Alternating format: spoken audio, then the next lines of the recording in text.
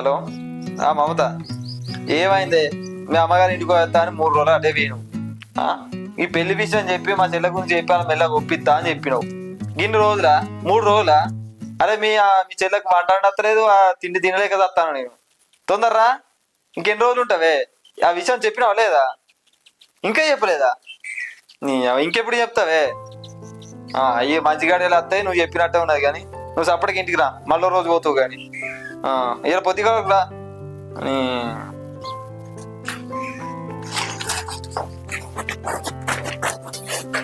ఏమైంది? ఇద్దరు కలిసి గిటాచిరు, ఏం ముచ్చట?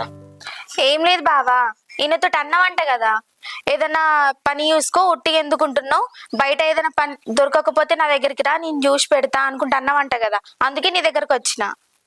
చెప్పిన ఎన్ని రోజులు ఖాళీగా ఉంటుందన్న పని చూసుకోమని చెప్పిన.